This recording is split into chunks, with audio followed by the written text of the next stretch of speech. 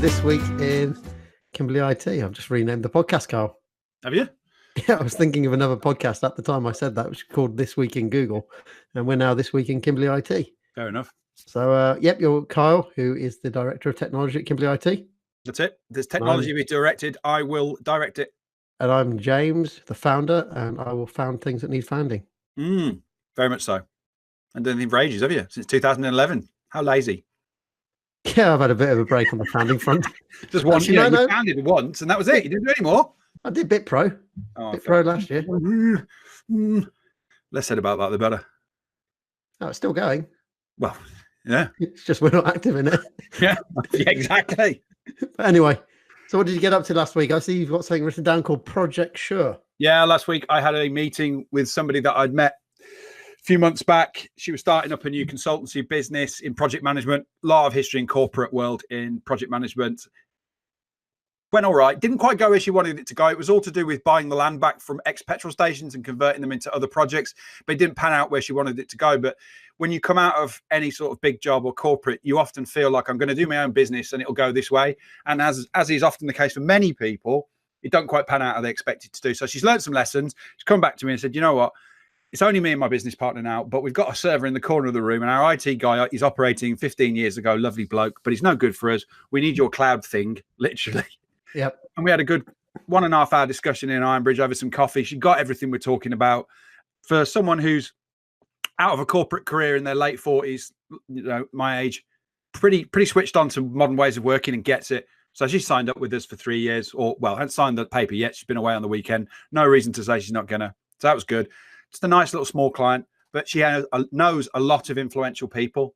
And sometimes that's what you have to do. You got to sign someone up who then influences others so that you can help grow your business. We're also in talks with a dentist surgery. Yeah, they've been our customer for over a year now. And that's one of those ones where we started out doing a small job. We replaced their computers and put them on Windows 10, gave them some monitoring, patch management, and nothing else. A small backup. And yeah, it's not the normal way we bring a client on, but it was when you first joined and you had a contact with them, so you thought you'd see if you can get them on board. Yep. And a year later, they come back and said, look, really, we probably need a support contract. So I saw the partner of the dental firm, told him rough numbers. He said, yeah, I've sent him over my proposal, and people at Sandler training, don't get upset. In this instance, that's just the way it's going to have to be. But I'm not too worried about it. If he accepts it, fine. If he doesn't, he doesn't. It's no worries. We mentioned this last week. So next week, which is now this week, yes, we're going to Be More Birmingham. Yep. Creative regional event. Yes, indeed. A lot of speakers at that on that day. Where's it actually hosted at? Where's it located again? It's in Digbeth. Bond, Faisley Street. Yeah, I know exactly where that is. I used to have a customer down there. Yeah, well, one of our customers used to have an office there. Now they've moved to the jewellery quarter, but I know exactly where that is. So there's going to be a lot of creative people there. Yeah, it's nice that they've got Andy Street, the mayor there. Yeah, I saw that. And there's a few other people in there that I don't recognise some of them, to be honest, but that doesn't mean that that's down to them. That's down to me. So it could be interesting, see what they've got to say. But it should be a good meetup with the kind of people that we want to get involved with and help to help our city improve. 11 speakers there. Yeah. Starts at 1 and ends at 7 p.m. Yeah, that's right. I've got to go earlier than the 7 p.m. finish because I have my final speech at Toastmasters on that Wednesday evening. Okay. I'll hang around then and listen. Yeah. So it's 7. It's going to be pretty decent actually. I'm just on the website at the moment. Looking forward to it. You're looking through the list of the people who are talking. Yeah, I only recognise one. I recognise 2 names and that's it. I've not met either of them either in real life. No, I can't. I recognise the lady who does the television news. Which one's that? Elizabeth Glinker, Midlands Today. Recognise her. I haven't watched regional news for maybe 5 or 6 years. Oh, wow. So I got no idea. Maybe longer. I don't watch anything news-wise on the TV. If I get my news, it'll be on my mobile or on the internet. But regional news, I just don't even follow that at all. Wow. So you really fall foul of fake news. Yeah, very, very rare because the biggest solution is don't watch it. I don't watch it very often, but I do occasionally put Midlands Today on. No, never. So, I prefer Central News because it's got the stalwart Bob Warman who's been there all my life. And they're rather dapper weather presenter, Des.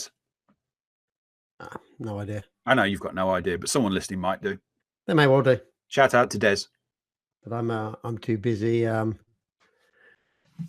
making plans, hustling, Nigel? watch TV. Hustling. You're too busy hustling your Gary V for TV. Yeah. That rhymes. So, wow. Yeah, I'm on my I hustle. didn't know it. I let you watch the TV. I do the hustle. Hustle and grind. Fair enough. Yeah. I prefer the bump and grind. So what's this digital glue breakfast thing you're going to? Is this the place that you're moaning about that doesn't put butter on their sandwiches? No, I don't know. We'll find out. If there's no butter on the sandwiches at that event on Friday next week, then this will be another one where I say, what's going on?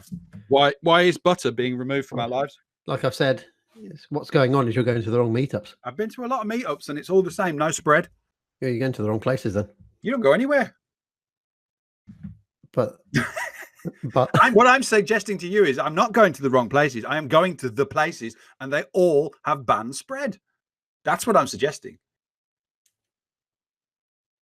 You can't be the control because you've got nothing to put it against. It's a spreadless world and something needs to be done. Well, in the morning when I have my own private networking breakfast with myself, plenty of butter for me. Billy No Mate's breakfast is no equivalent. It's about the same level of networking you get, though. Well, when you go to a place. Well, I'll tell you what I'm going to do. I'm going to give it a try because it's a creative brands breakfast meeting. And so I'm going to give it a go. I haven't been with one for ages. Fingers crossed it isn't a waste of time. So in the focus section, you want to talk about the future of mass transportation and will it be free for everybody? Go on, go ahead with that. Okay. The reason I raised this one up this week was I was chatting with a friend of mine who's a managing director of a big steel business, 100 million plus turnover. And he'd recently been over to the United States to Harvard. He's doing a paid course at Harvard. He's got one more year to go. And he openly admits that you're buying a qualification from Harvard. He's buying in there to find out who's there, meet network of people across the world, etc. And they're having a conversation with the professors about the future of transportation, Uber, autonomous cars, etc. And the conclusion that's being drawn by a lot of these people is that eventually we'll not only have Uber with autonomous vehicles coming past us, but it will be free. That when you subscribe to Uber, which has associated subscription cost, a bit like Netflix does, that will actually buy you the free transportation. And so general day-to-day transportation in the cities and then spreading out into the regional areas will all become free. And that's a different whole. I mean, imagine if you're in the car manufacturing business now and this is happening. This is now commoditizing your industry down to where the vehicle that you want to get into is going to be utilitarian, comfortable. You know, it needs to have air conditioning in the summer and a heater in the winter and be of a level of comfort. But at the same time, you're not expecting a wonderful vehicle, and it can be ugly because no one cares because it's about being inside it, not looking at it from the outside. It has no aspirations to gain. What is this going to do to the automotive industry? It must be a huge fear thing. And of course, with this guy's business being in steel and producing parts for the automotive industry, it was important for him to understand this change, this paradigm shift that's going to be coming in the next 10 to 15 years. So how are they going to make their money from it? If you want a taxi from wherever you are, Ironbridge to Birmingham, an Uber, how would they make their money from that ride? Well, this is where I don't necessarily have all the answers, James, because again, I wasn't party. You bloody did, because then we'd be billionaires. Well, yeah, of course. I'm not party to all the answers to this. A bit harder. Here's things that I thought about, James. If you're manufacturing a series of autonomous vehicles for this purpose, they can all be the same. So you can have one model for the product or one or two models based off a chassis. Yep. You've got very little moving parts with electric vehicles. Scale. Yes, exactly. Economies of scale on the manufacturing and the maintenance and the longevity of the vehicle. That vehicle is going to be working 24/7. So for the cost of what it costs you to buy it and put it on the road, it's getting you the maximum revenue. That revenue is associated with a subscription service, which could be mile based. You know, Uber might say you can have 100 mile a month, 1,000 mile a month. You know, it depends on how much travel you want to do. They might do unlimited. I don't know how they'll do it. But as we know, subscription-based model is taking over everything in the world slowly and surely. That's everything goes that way. Yeah, it gets bloody expensive with all the subscriptions that you've got. Yeah, it will do. Of course it will, because marketing men have got things to sell, and they're in a transitory period between you buying and owning them for life, a la Mercedes in the early 80s, you buying and owning them and throwing them away, a la every TV set since the year 2005, to this new future model of subscribing to everything, whereby it doesn't matter how long the product lasts or doesn't last, because you're just going to keep paying for it anyway. Yep. And they'll sell you the latest version, headphones in red and that kind of stuff. I'm not looking forward to it because I've had so much problems trying to end my Netflix subscription. You've got no willpower, that's why. Yeah, it's an addiction. They always put something good on just as I'm about to end it. You could just end it now. Just end it now. That's how you do it. Yeah, I know, but they put something good on, and which I want to watch, which interests me, so I can't. Yes, but when I gave up smoking, I would have liked to have had another pack of fags, but you don't. You throw them in the bin, and that's it. Yeah, I think the difference is that smoking's going to kill me watching Netflix. Yeah, it will. Isn't going to kill me as quickly. It's just slower. Yeah, slower, but it's slower, and it affects your hustle. It can do. Anyway, that was my part on transportation. We're going to see that shift to autonomous vehicles, and initially you're going to pay for your Ubers. They'll be a lot cheaper when they're autonomous. Eventually, it'll all be free. And some of it, I think, may even be free, like bus size stuff will just be get on, get off. It's free. Yeah, the only thing that I find interesting about it is that everything's going more privacy-based now. Even Facebook's pivoting to a privacy-based network. Doesn't have much choice. Yeah, exactly. So with these free services, they won't be able to do targeted marketing if everything's privacy, because they won't know as much information about you.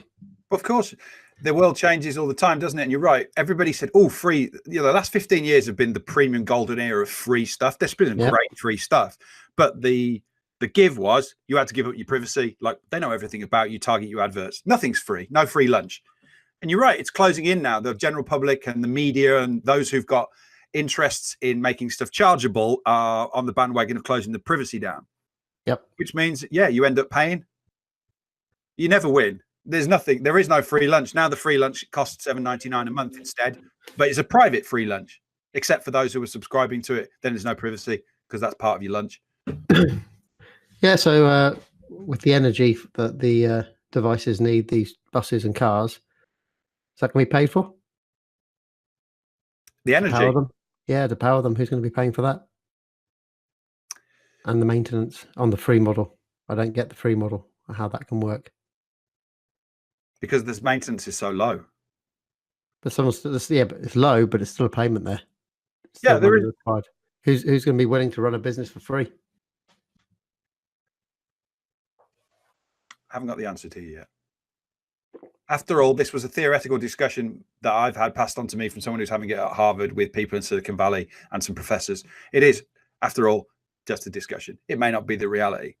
But he felt that substantial amount of transportation worldwide, particularly starting with what are considered the developed nations, United States, Europe, etc., would be going that direction first. Ignoring cars and stuff like that, the main problem you have with services is the storage of energy. That's where the cost is. Mm-hmm. The batteries aren't very good or very efficient. But there's other ways that you can store energy. So that's one of the problems you have with renewable energy. Storing the energy once you've collected it is very difficult, especially in electronic form, an electrical form even. So there are ideas and places where you've got a wind turbine, and to store that energy, when it's spinning, when the wind's spinning, my phone's going off.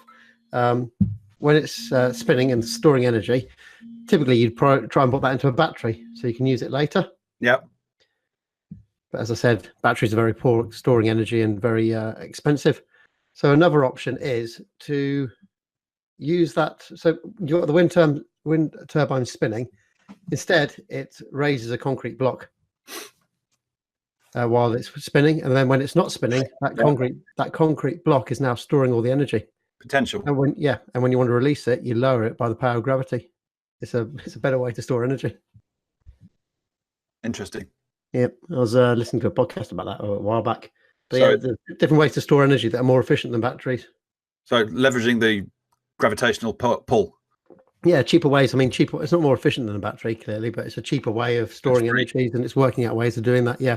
Yeah, it's free. While it's spinning, it's lifting a concrete block. Yeah, I get you. On the racking system, yeah. Yeah, when it stops spinning, you slowly lower it down, and that releases the stored energy. Interesting. There's lots of interesting ways to store energy, and that's what's going to be needed if it's going to get super cheap on cars and things like that. Better ways to store renewable energies. Yeah, I eventually have always thought that they will crack nuclear fission eventually, and then there'll just be unlimited harnessable power of the universe in anything you want. Hopefully. No, I'm sure it'll happen. Positive. That'd be nice. Yeah, hopefully in our lifetime. Yeah, that's a different point. Whether it happened in our lifetime, I don't know. But if you look at the accelerated rate of technological change in our lifetime already, there's highly likely we might just see it. Possible. And then that's it then. But of course, if energy is, if you can have your own nuclear fission and it's unlimited energy, that's a lot of people out of pocket. Because I can't flog stuff as much and charge for it. Oh yeah, it's unlimited. No supply and demand on that. But we're going to get into too much of a philosophical discussion if we go any further with this now. That's okay. But we'll move on to the news then. Yes. So in the news, what I picked up is, Troy Hunt. Yes. Troy Hunt, the cybersecurity guy. Yes. He has a great blog and videos that he puts out. But he's talking about, the cookie law, which requires every website to stick that. Do you accept our cookies being stored on your computer? Warning. Yes. But it turns out that's a really bad thing because it reinforces a user's natural ability. That's not the right word, but their natural thought just to click OK whenever they see a dialog box appear. So we know that when a dialog box appears on a user's computer and it says OK or cancel, everyone always hits OK. Yeah. They don't read it. And the cookie law, because it's every website's got these cookie boxes on them, is just reinforcing that bad behavior. Because a standard user doesn't really know what a cookie is. They don't know what they do. They're not really interested. They don't care. They just want to get past the roadblock so they can read the content that's on the screen. Yep. So they just hit OK. But then naturally, they don't get nothing bad happens to them when you hit OK for a cookie, allowing cookies onto your computer. But there are points when the computer's actually putting a genuine error on your screen that actually, if you do hit OK, it could cause you a problem. But naturally, now it's been reinforced. It's okay to hit OK. More people are more likely to do that. So the argument is just get rid of these cookie warnings because only technical people understand what they're about and what they do. Standard users don't care, don't know what they're about, don't care, just want to get to the content. And all it's doing is telling people to hit OK rather than reading what's on the screen. Rewarding them, hit OK, it's a quick reward to get to the content you want rather than clicking on read this privacy policy, see all these other things that you need to know about before you continue to our website. No one cares about that. So it's basically just saying the law, as we already know and I've agreed for a long time, is a pile of shit and it shouldn't really exist because it has no value whatsoever for anybody. Yeah, I agree. It's negative, totally negative. But this is the inherent problem with the law and technology. They just can't understand each other, and one's accelerating rapidly away from the other one. It's not really that, because the law doesn't come into existence without people thinking of it. It's more to do with the fact that the people who think of laws and devise laws are so out of touch with technology they don't understand it. Yeah, that's what I mean. Yeah, that's what I mean. The people who write the laws have no clue. Law could stay up to date with technology if the people who are writing the laws knew about technology. That's where the problem is. Yeah, but they don't, because so few people do, because they choose not to. And that's the whole point. You've got people writing laws who don't understand laws and then enforcing it on people, the normal public, to have to abide by them. And this is a great example of the cookie law. It's totally a waste of space. You want to see a malware that pretends to be a cookie warning, and then when you click OK, that does the malware for you. Yeah, I bet they exist. Yeah. I bet they're over the internet. I bet there's ones that do cryptocurrency mining when you hit OK. Yeah. Things like that. But it's just a really pointless law. So I'd recommend people reading that. It's go to troyhunt.com and it's these cookie warning shenanigans have got to stop. Is the name of the blog post. Very worthwhile read. Good. Next one I wanted to point out to was Alphabet, which owns Google. Yes. Alphabet's the parent company of Google. They've invented a Chrome extension that's designed to tune out toxic comments. Okay. This is using AI. So it will look through comments on posts, maybe on Twitter, maybe on Facebook, Google Plus. I doubt it. Google Plus. I doubt they spend any time on that. No. Reddit and other areas like that, and YouTube, and it will basically detect a comment that's toxic. Could be racist, could be sexist, could be just a horrible comment, and it will just remove it from your view.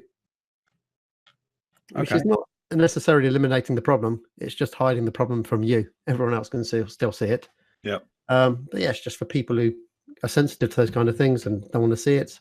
So it's still in beta, but you can install it into Chrome, and it's using AI to block out nasty things in comments. I think that's not necessarily a bad thing if it's personalized to you. There's a lot of people who get offended by bad language or things that they don't want to read or know about because they just don't wish, they know it exists, but they don't wish to know the detail. Yep.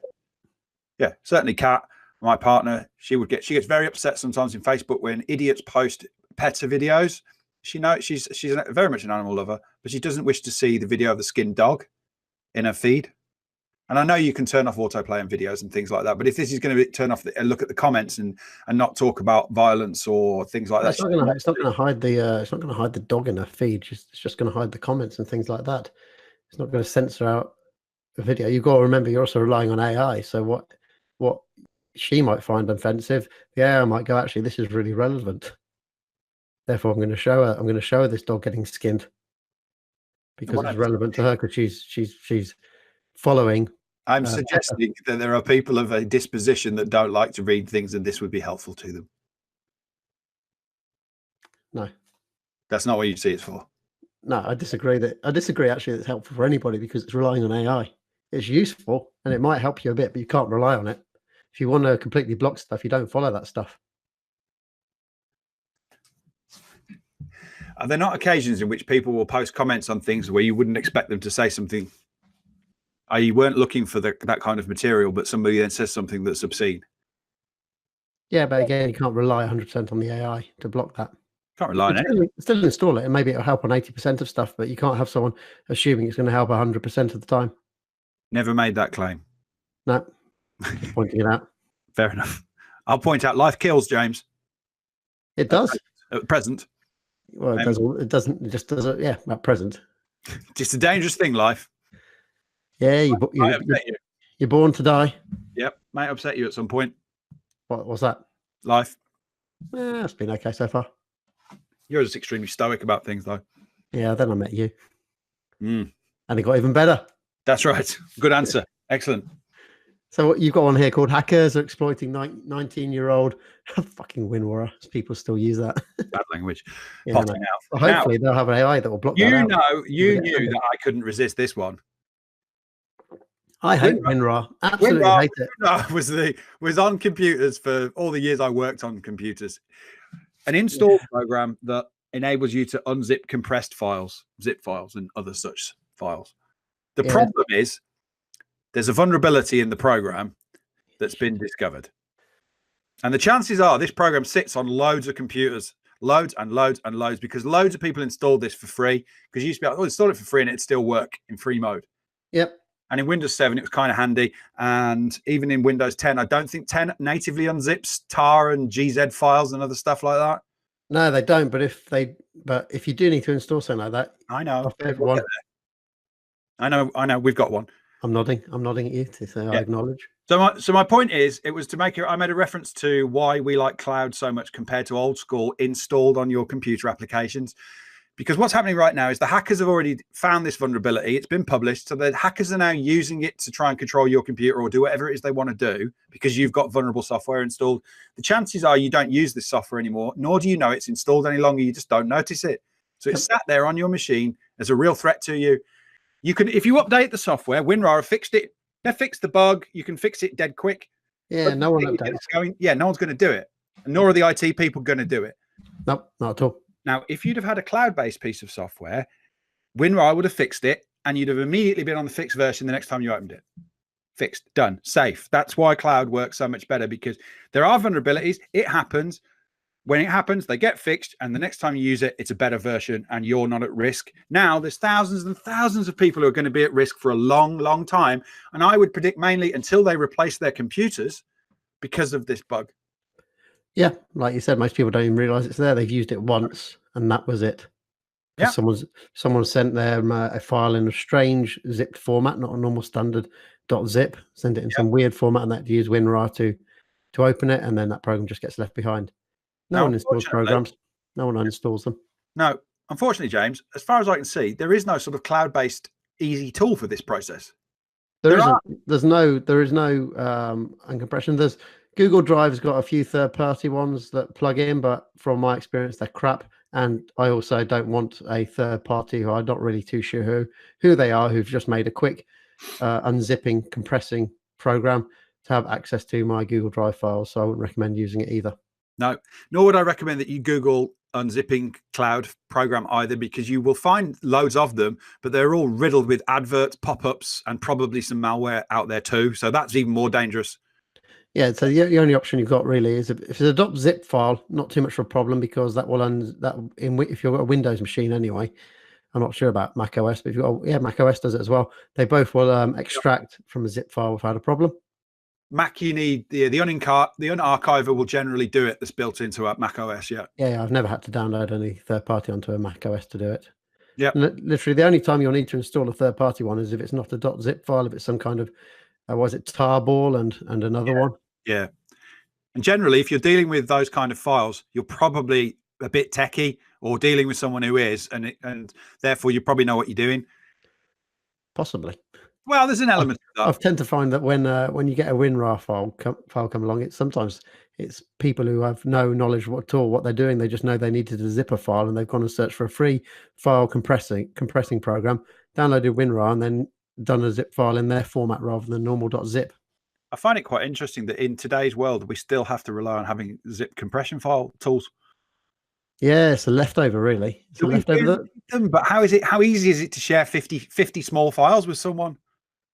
Well, you've also got other problems with that as well, that you don't intend to have a zip file. So if I sent you 50 small files on Google Drive or on Dropbox, I could either download them individually, but I don't want to do that because I'm going to have to click 50 times to download it. So I'm going to say download all, and then the program will automatically zip it and then send it to me.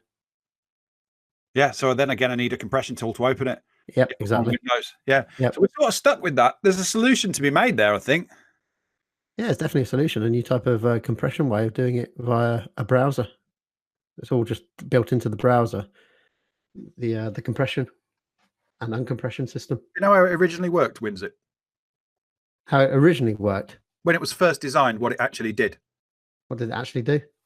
If you imagine, break down that all computer files are ultimately binary. Yep. Ones and zeros. Yep. If you had 1, 0, 0, 0, 0, 1, yep, and so on, what the zip file would do is record the number 1, then record 0 4 times, then record 1, then record. That's how it did it. So it would just bunch up the number, the 1 or 0 that was sequential to each other, and just say replace that with 4 zeros. That's how it did it originally. Okay. And that's how it made the compression. I am sure that it had much changed since those days, but that was originally how that zip compression format worked. That was all the algorithm did. Just thought you might want to know.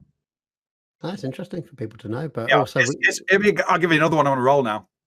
Well, let me before you go on that, let's just drop in for something first before we forget. What you should do.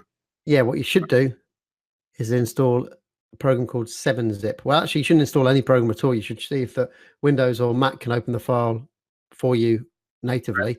And then only if it doesn't work that way, go and search for 7-zip and download that. It's a free open source program, so it's nicely. You can check this if you're really techie. You can go and check the source code to make sure no one's modified or meddled with it. But that will not require any prompts for payments or anything like that, because it's totally free. It's a good quality program, and it will automatically integrate into Windows and allow you to open odd compression files going forward. Agree. 7-zip numbers, the numerical 7 yep. ZIP. I also remember, James, with that you can get the non-installable version, so you can download it and just run it once. Okay. So that even better, because 7-zip could suffer the same problem WinRAR did, i.e. there could be a vulnerability found and you've got it installed. Yep. You can actually run it and not install it, so it just runs for the time you need it, and then when you're finished, it's not there anymore. Very good. I didn't know it had a standalone. Yeah, standalone as they call it. Or you could install it, do your work, and then uninstall it and just do that every time. Sounds like a bit of a convoluted way to do it, but actually it's a very secure way to do that. Definitely. But yeah, 7-zips are fave. It's a favourite for most people in the technical world, technology world. Yeah. Absolutely. You don't ever see a techie using WinZip or WinRAR. No. All right. Is the other bit of interesting, or depends on your point of view, interesting information that I've got for you? You know, ping. You know when you send a ping, This is going to get tech now. When you're testing computers, you can send a command that sends a bit of information from one computer to the other to see whether the computer's on or working. Yeah, it bounces back. Yeah, it's called a ping, as you can imagine. It bounces back. A bit like a submarine underwater, pinging to see if it can detect other submarines. That's right. Good analogy. Do you know what's contained in the ping packet? What actually the information is that you send? Is it just one single bit? No, it's the alphabet and 0 through to 9. Okay. That's what's inside the packet if you actually expand the packet out. There you go. That's it. That's as interesting as it gets. But the inside of a ping packet is the alphabet and 0 to 9. If they only did it like with the letter A, would that actually ping them slightly quicker? There's less data going. Well, they just filled the TCP packet, but we'll get it. It's just so they could maximize the packet size. Okay. I guess also if you've got is that also to see if any of the packets getting, not bouncing back? You sometimes get interference on the line where you'll get a bit of a packet to bounce back, not the whole lot. Oh, you can work out the quality. The whole internet control protocol now. You're getting all details of that. And there's multiple variations of that. Ping is one of. We've got some time left. It's echo request, actually, is what it's called. That one. Yeah. Well, we've got some time left. Yeah. Echo request.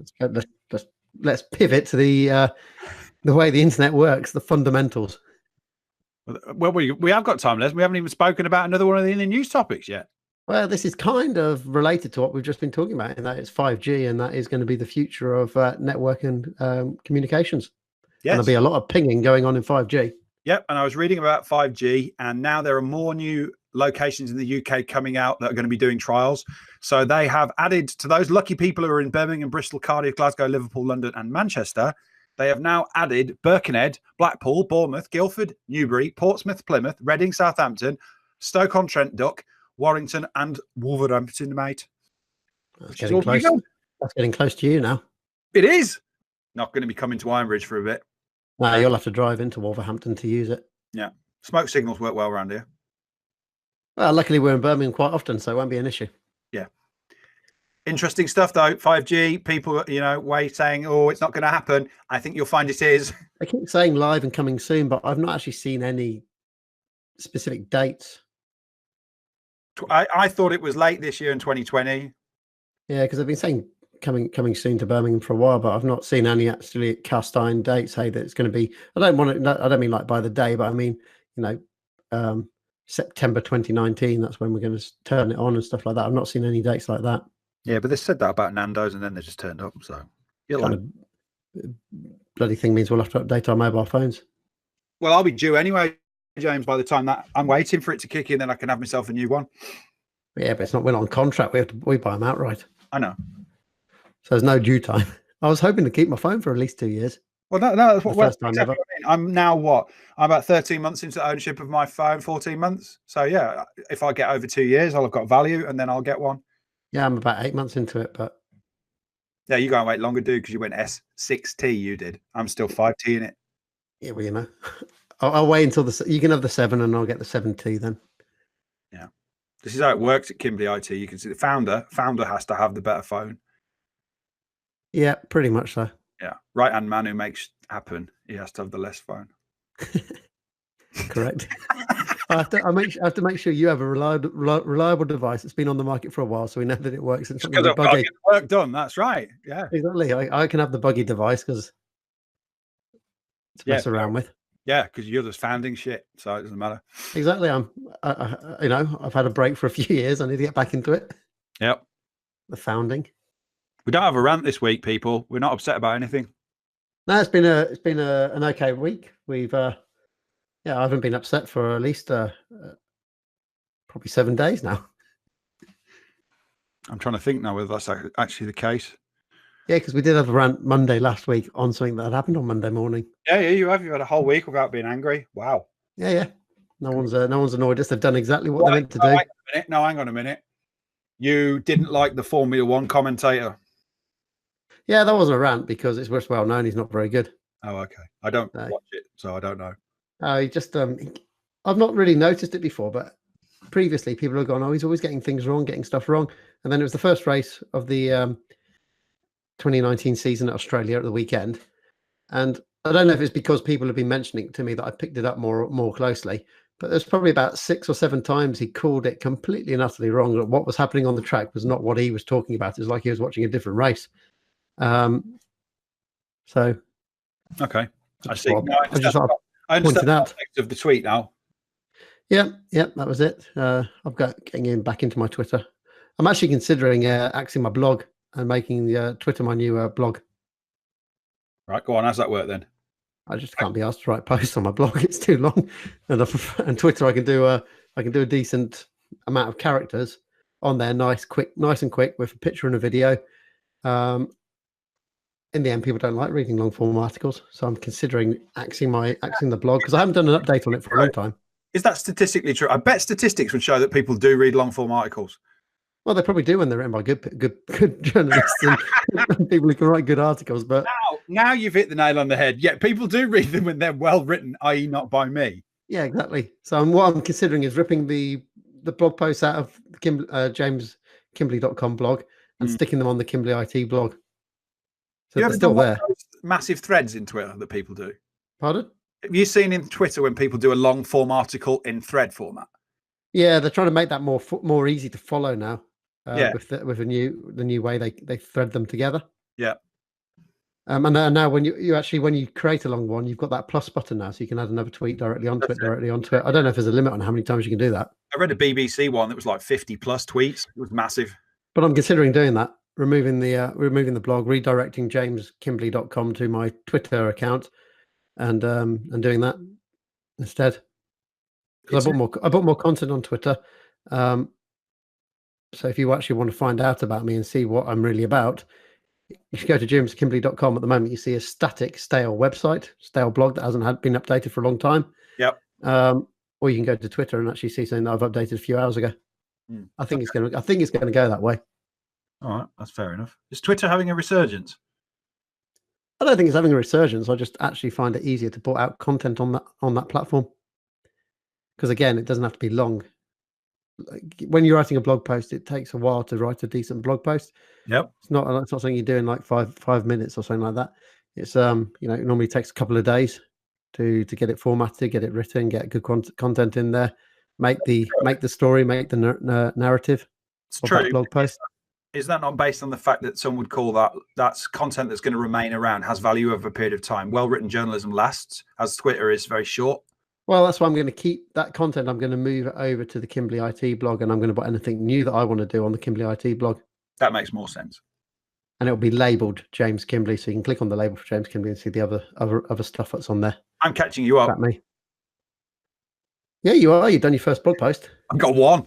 Yeah. You just got a decade to catch up on, but you're there. Damn straight. Decade of blog posting, but yeah, you'll catch it. That's right. All I've got to do is probably do one every quarter, and you probably just never would catch me. No, just because of time it takes. Because your blog post is good. Your first one that you've stuck on there. All right. And that probably took 5 or 6 days to get fully done, and put up online. Yeah. Yep, it did. Good. So that's what it is. It's high quality content, and Twitter is more throwaway content, which is sometimes good because some of the stuff I put out on there, I changed my mind about it afterwards. No, that's fair enough. That's what I mean. It's a platform for the right kind of things. Yeah, it is. It's more throwaway stuff. Your thoughts out loud rather than a piece of researched material. Yeah, exactly. So Twitter I'm pretty certain that's what I'm going to be doing. Okay, fair enough. How about you? You got carlheath.co.uk. You doing anything with that? At the moment, no. Just that redirects to my LinkedIn account now. That's all.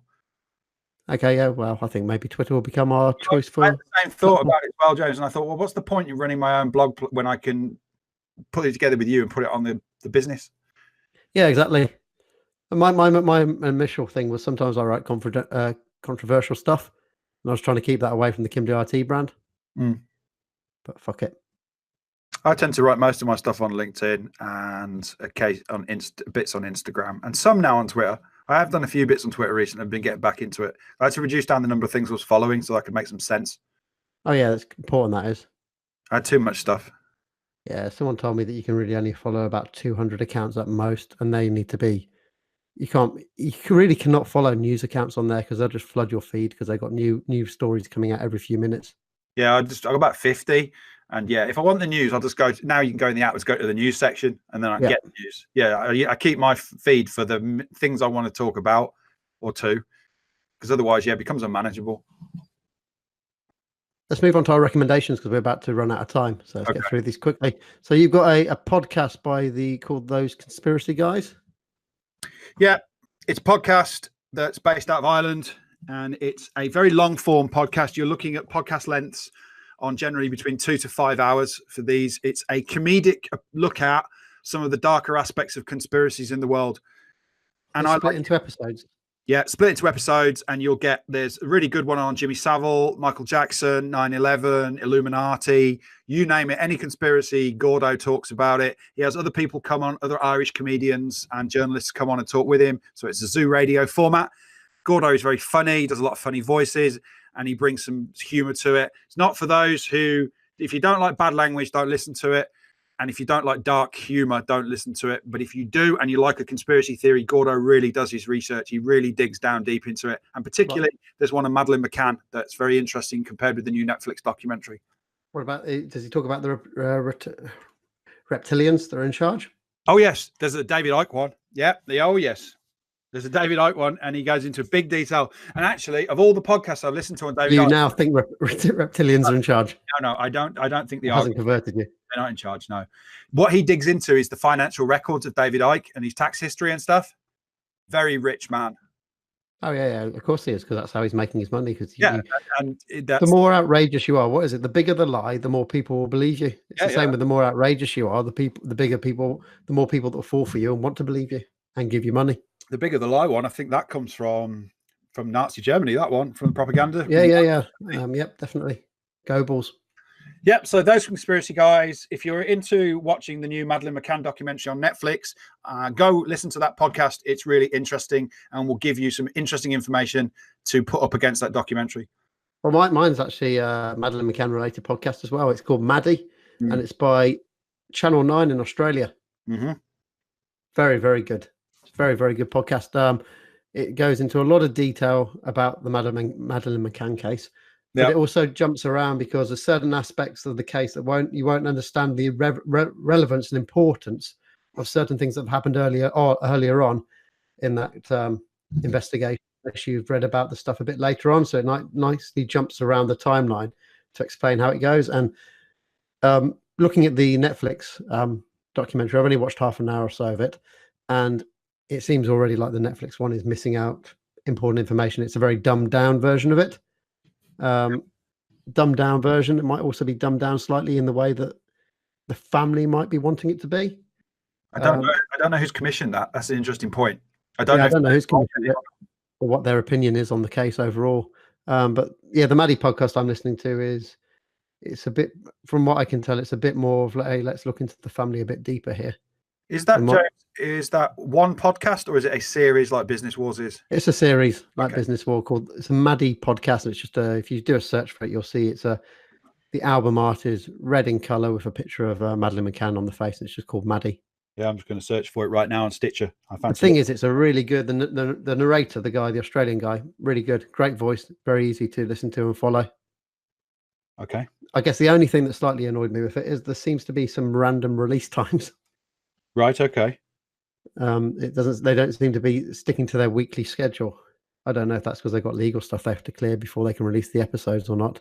Right. But it seems to be a bit random. So there was apparently the first episode was on a Monday, and then about a week later, 2 episodes dropped, and then the episode that was meant to drop yesterday didn't drop until today.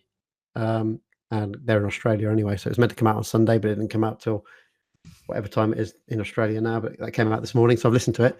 Really very, very interesting. There's a lot about that case. It's very, very interesting.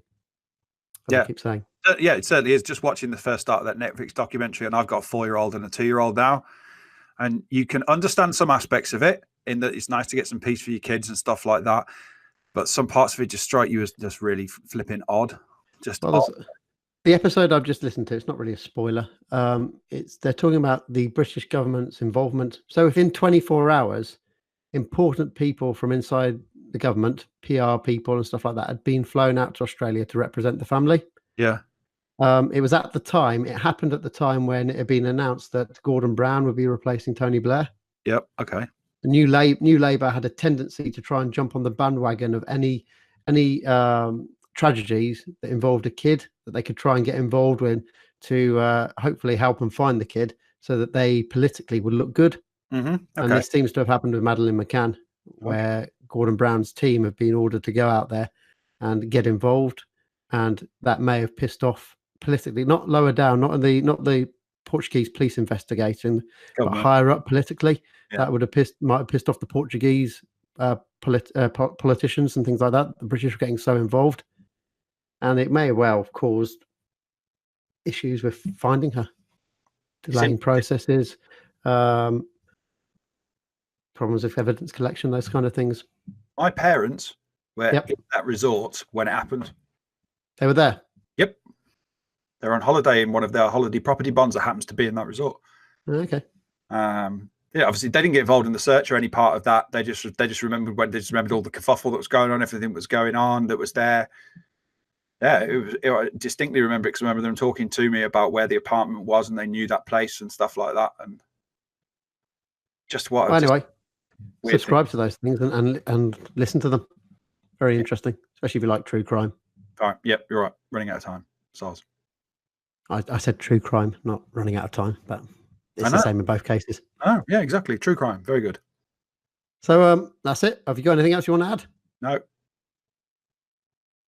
That's short and sweet then. Well, yeah. Let's end the podcast, and we'll speak to everyone next week. We'll speak to our one listener, or maybe two listeners. Give us a shout out. You exist. Yeah, be nice.